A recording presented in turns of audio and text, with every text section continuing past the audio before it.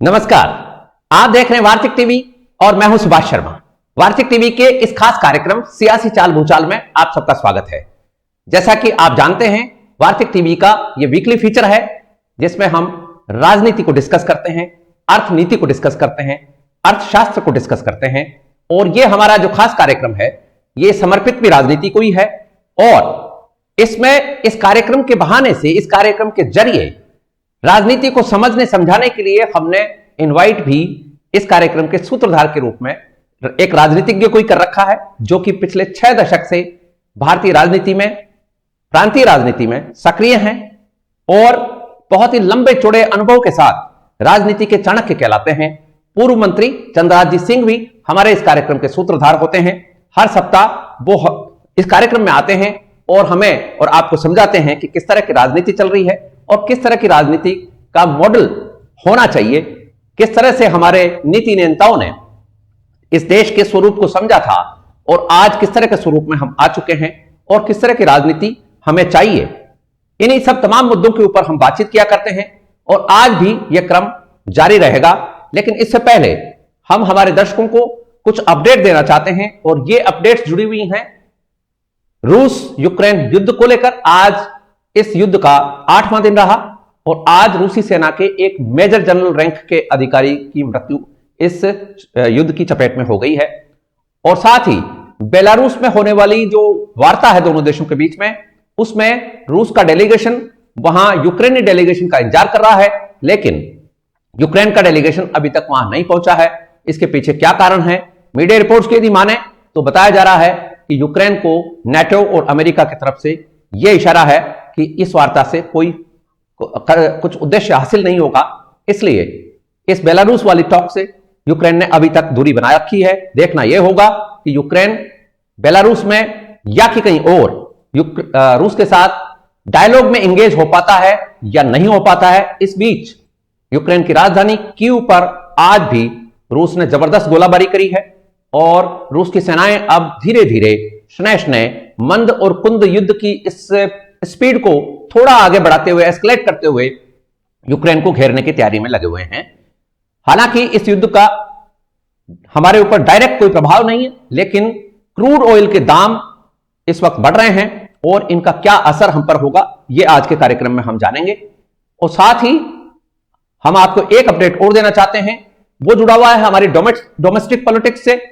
उत्तर प्रदेश विधानसभा चुनाव का आज 6ठे चरण का मतदान हो चुका है और मतदान के परसेंटेज के ऊपर यदि हम बात करें तो 5 बजे तक यह आंकड़ा लगभग 54%, एग्जैक्टली 53.51 53.51% का यह आंकड़ा आ रहा है, जो शाम तक 5 बजे दर्ज किया गया है।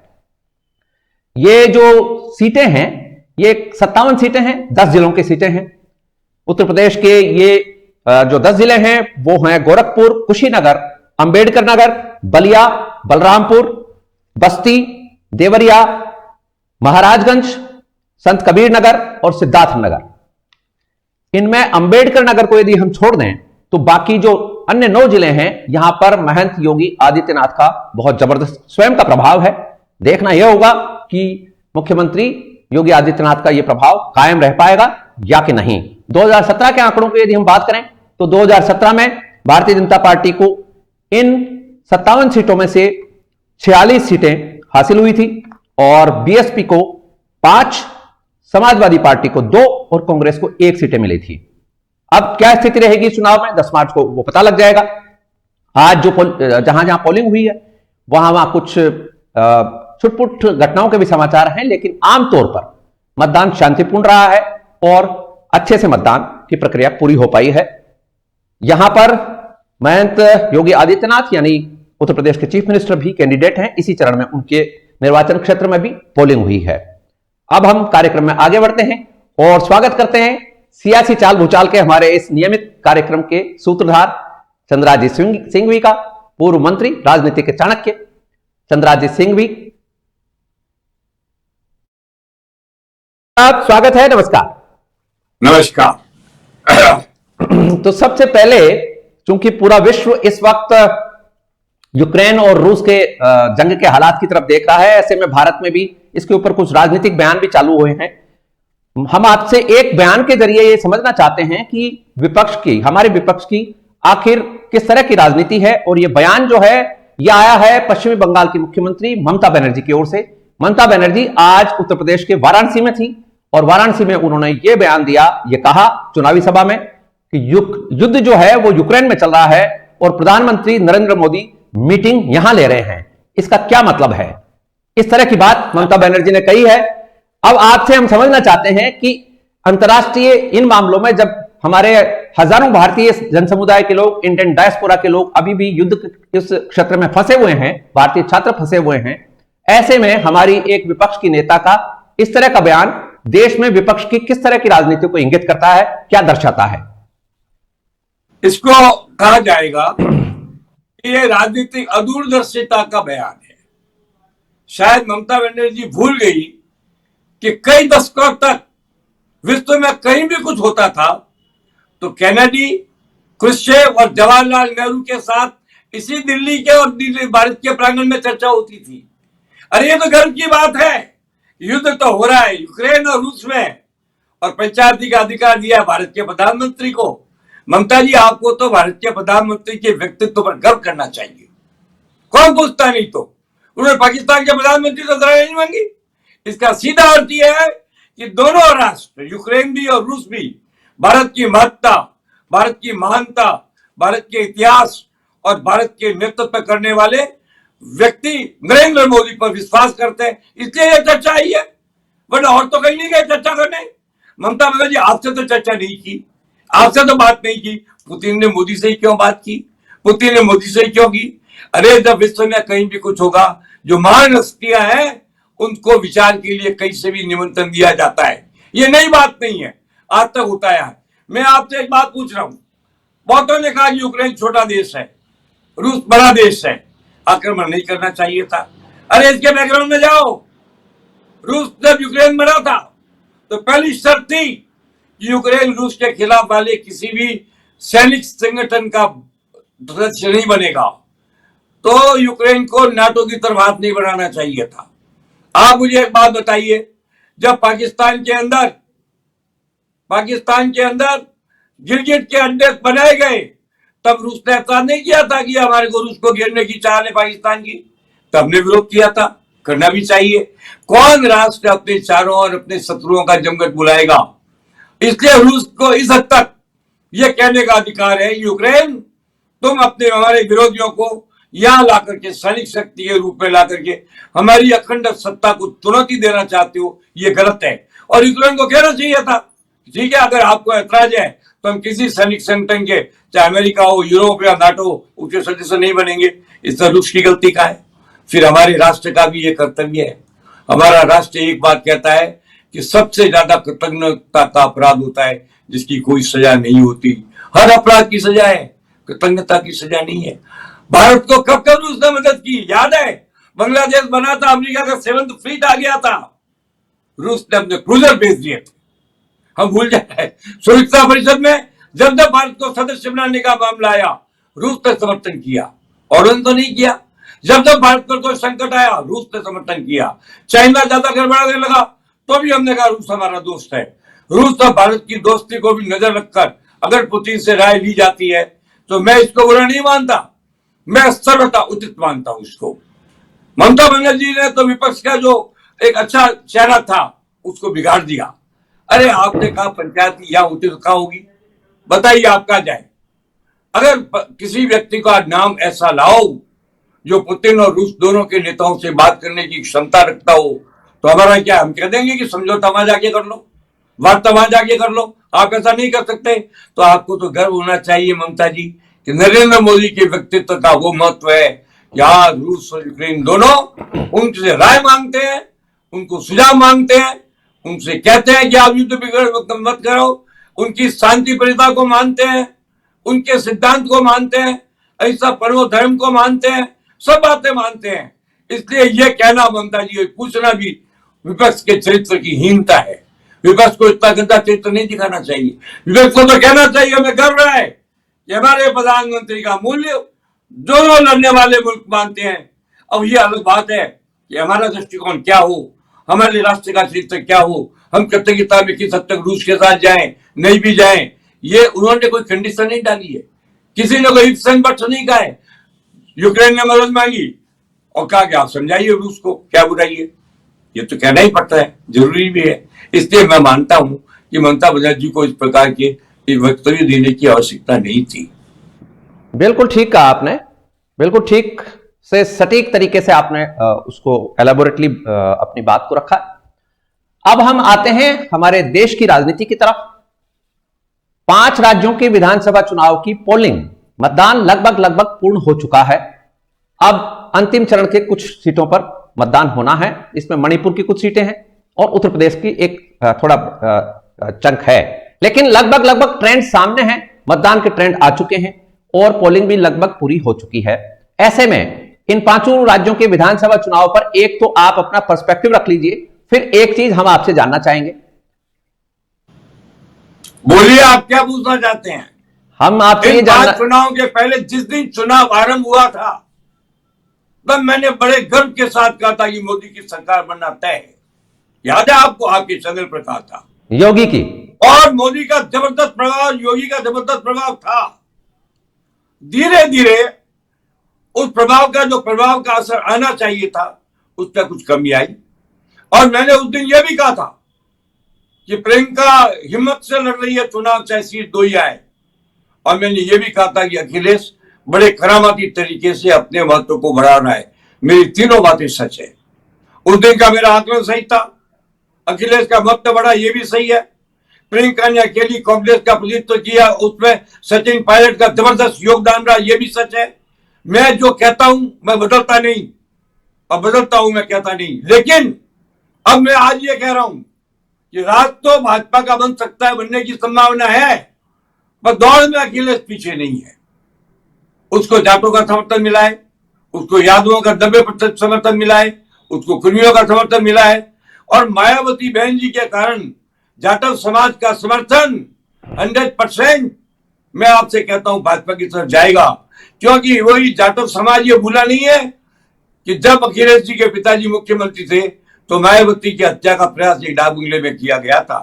इसके बावजूद भी अगर दलित वर्ग, जो बहुत ही समझदार और राजनीति का माहिर वर्ग है, जिसने अकेले मायावती को मुख्यमंत्री बना दिया था, कुछ और फैसला करता है, तो उसके बारे में जानकारी करने के लिए मुझे समय चाहिए।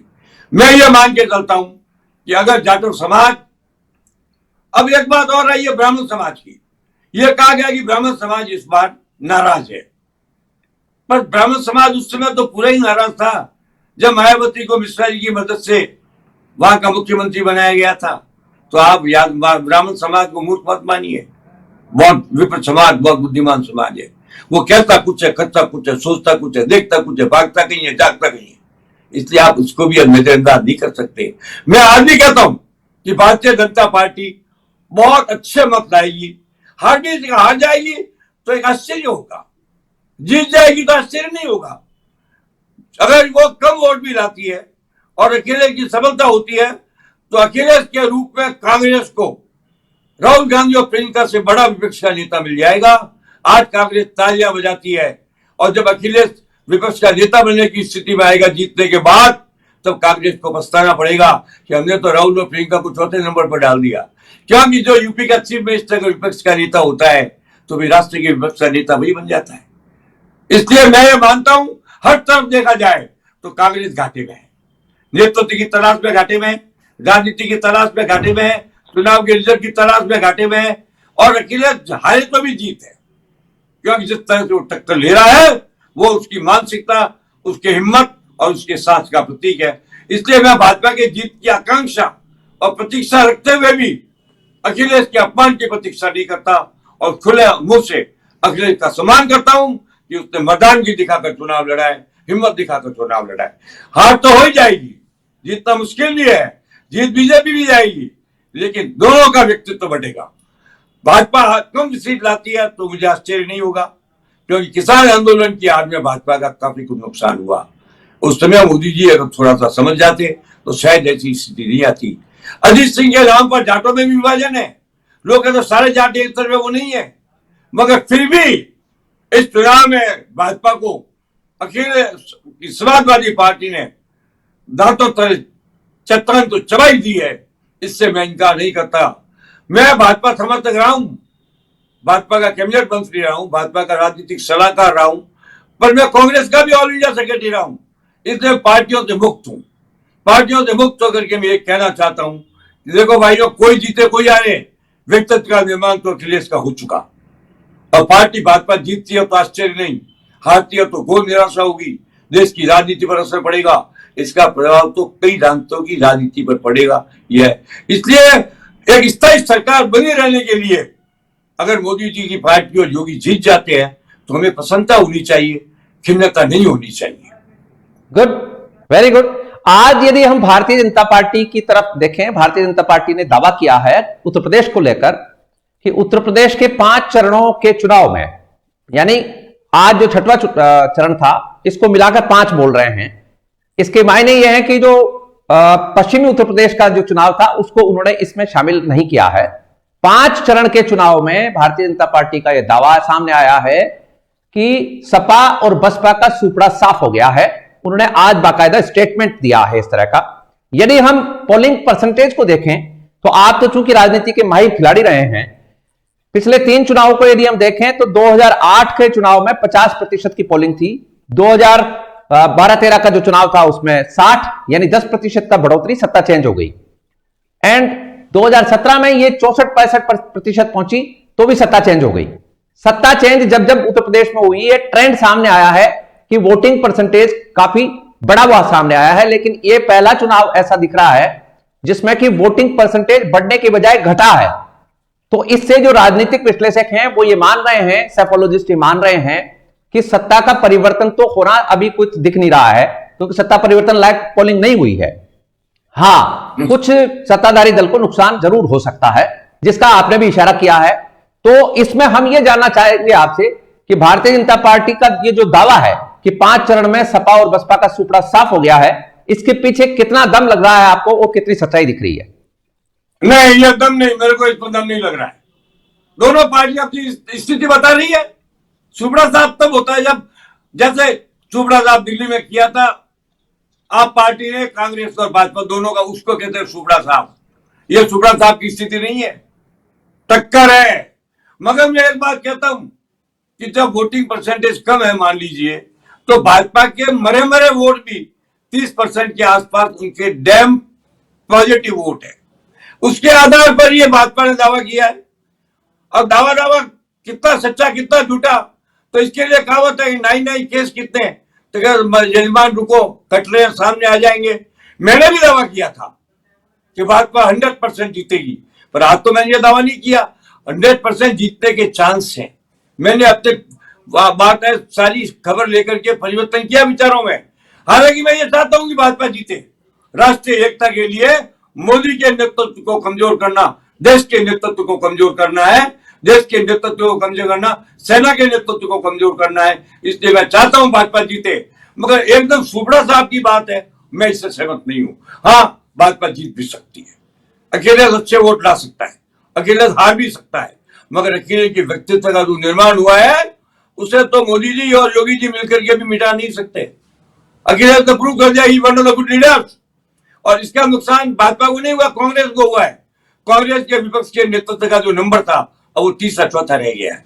इस बात में हर बात के असर होते हैं, हर बात में कहा जाता है। इसलिए आप मेरे से जब पूछते हो तो मैं झूठ बोल नहीं सकता, सच कहे बिना रह नहीं सकता। और मैंने जो कहा है, मैं भाजपा के इस नारे को नहीं मानता कि सुपड़ा साफ हो गया है। मैं इस बात को मानता हूं कि भाजपा सरकार में एक दिन प्रकार आएगी और देश के हित में उसको आना भी चाहिए। लेकिन अगर वो ये कहते हैं सुपड़ा साफ, इसका मतलब वो अखिलेश के व्यक्तित्व को धूमिल करना चाहते हैं। इसमें मैं उनके साथ नहीं हूं। Very good, good point. तो एक चीज, अब चूंकि विधानसभा चुनाव की बात चली रही है, तो एक चीज और हम आपसे जानना चाहेंगे, चूंकि आप अर्थनीति के ऊपर भी काफी पकड़ रखते हैं।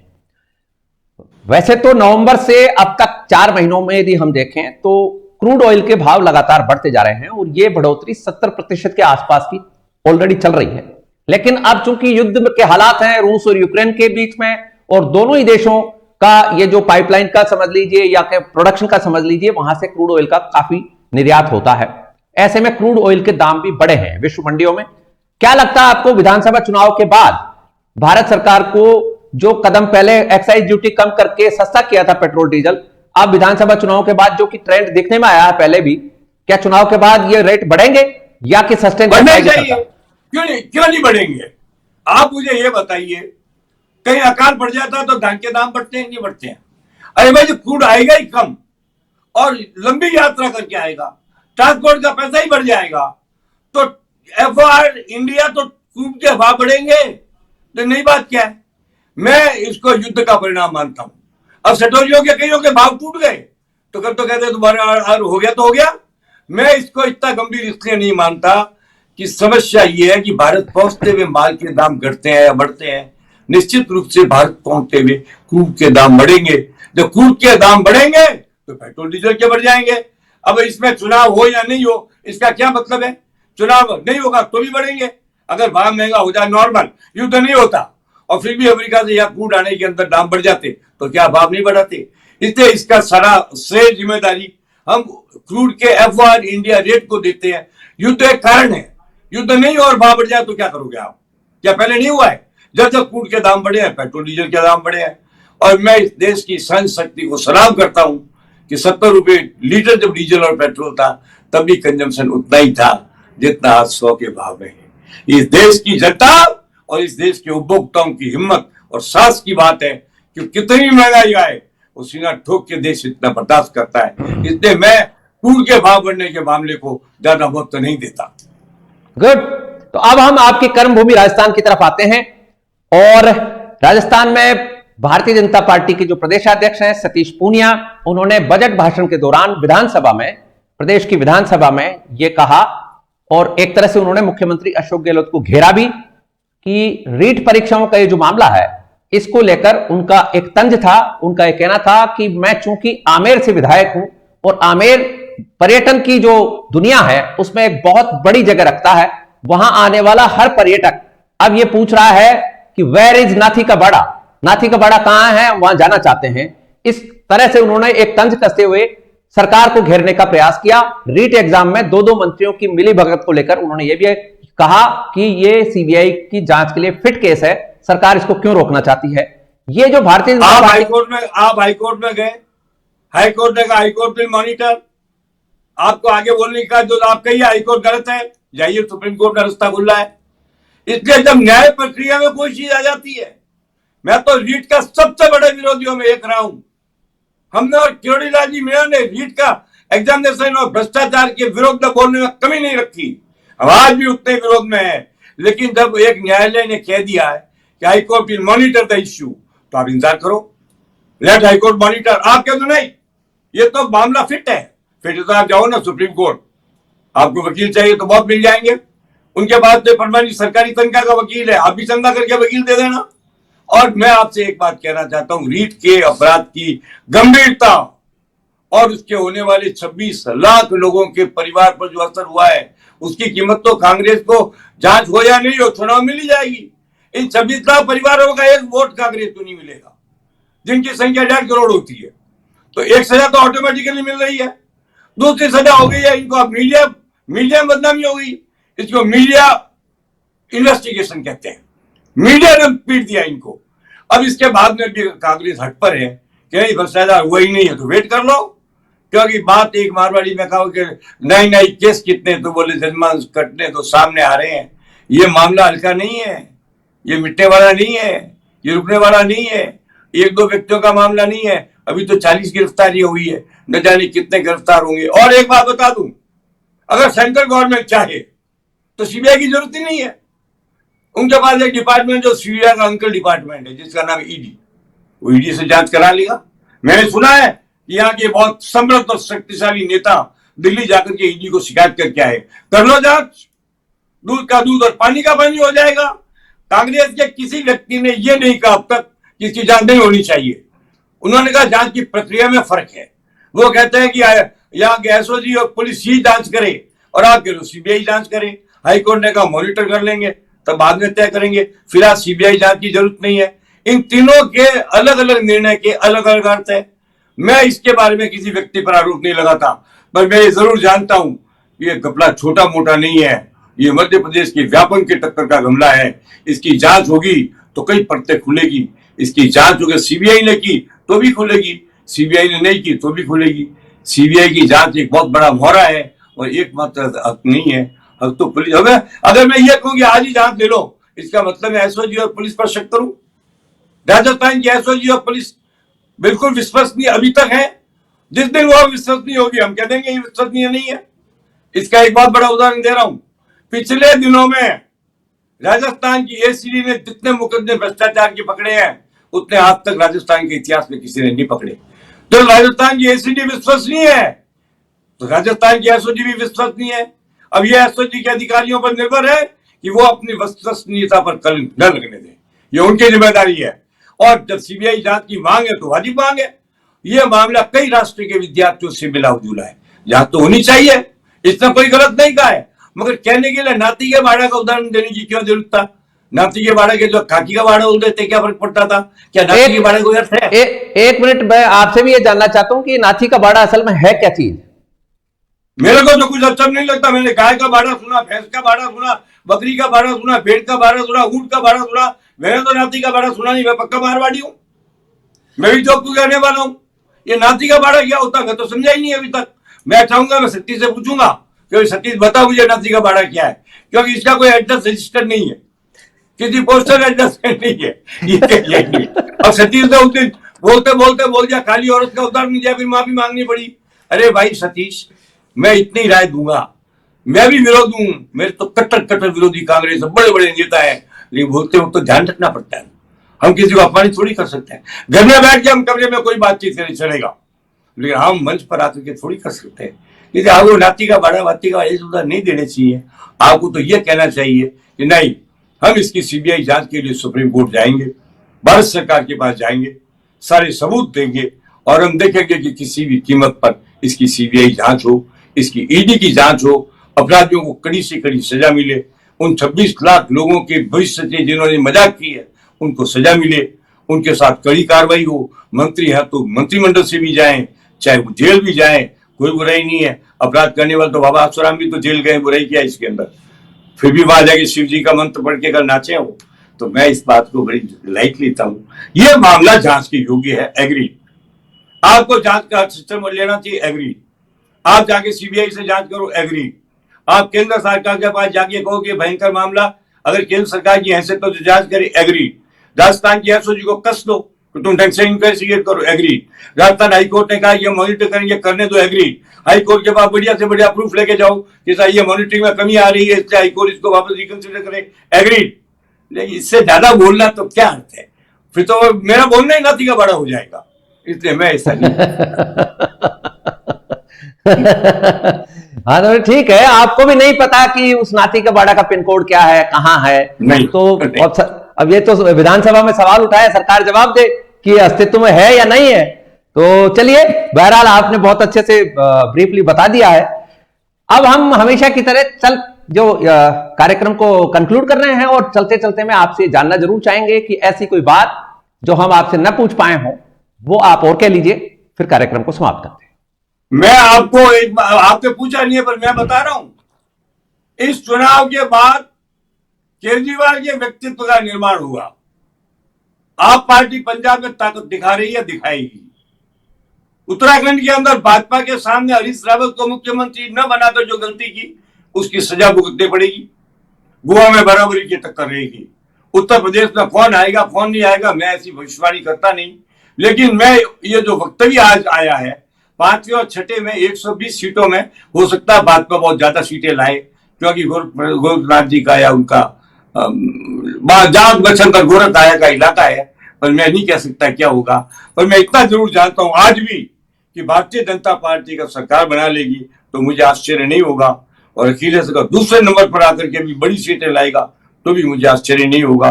बस इससे ज्यादा मैं कुछ नहीं कह सकता। Very good.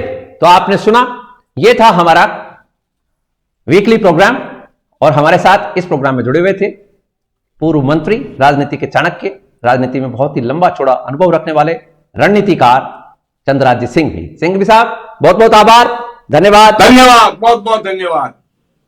तो आपने जाना सुना सियासी चाल भूचाल का हमारा ये वीकली फीचर है जिसमें हम राजनीति को डिस्कस करते हैं और आप सभी दर्शकों से ये आग्रह करते हैं कि आप जहां भी जिस भी प्लेटफॉर्म पर हमें देख रहे हैं वहां लाइक करना और कमेंट करना न भूलिएगा। हमें आपके फीडबैक का इंतजार रहेगा और YouTube के दर्शकों से ये आग्रह है कि वो सब्सक्राइब करके हमें जरूर कंटिन्यूएशन देखने के लिए जो बटन है वो जरूर दबा लीजिए सब्सक्राइब करने के लिए। तो आपने हमें ज्वाइन किया, इसके लिए आपका बहुत बहुत आभार, धन्यवाद। I wish you good luck, success and happiness. Thank you so much.